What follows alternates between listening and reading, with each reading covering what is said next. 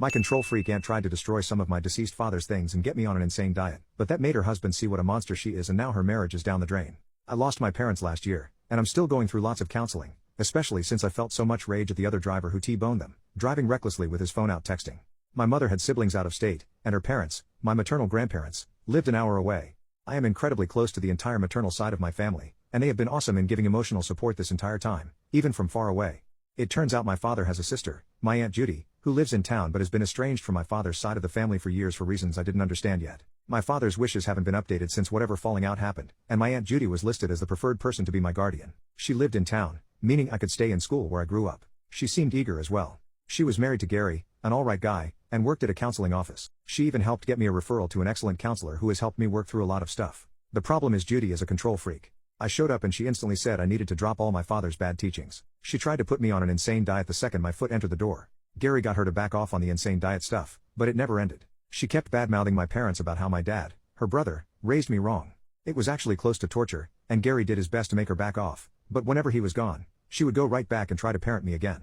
The final straw for me was when we went to my parents' house, I guess now my house, and Aunt Judy commented that she would like to destroy some of my dad's things. I instantly saw red and told her she had no right. She tried to lord over. That is my only parent, she had every right to make me not turn out like her brother. I called my grandparents and blessed them, they put the fear of God into her. She backed off, and I have been living at my family home again with my grandmother ever since, with my grandfather stopping in every weekend. I've kept in contact with Gary, who has been awesome the whole time, but Aunt Judy has not attempted to talk to me again.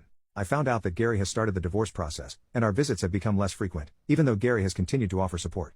I talked to Gary about this mess, and he admitted that if not for me being in the mix, he would have never known how badly Aunt Judy would have acted with kids in the mix. He then said it was not my fault and it was never my fault.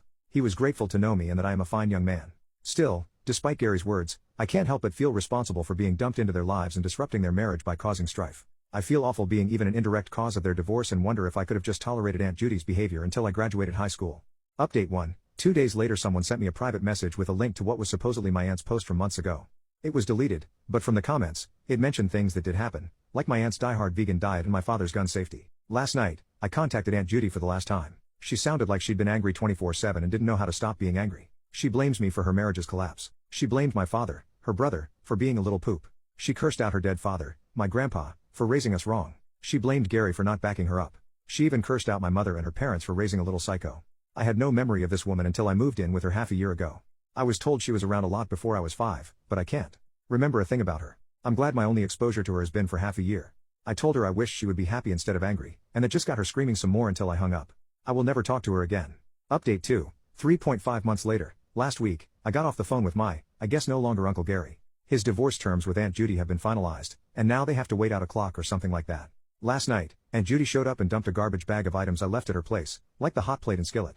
The hot plate was smashed, and the skillet was mostly unharmed. We didn't talk, and my grandma wants to get stuff like legal guardianship and a restraining order in place, but we only have about a year to wait until I turn 18.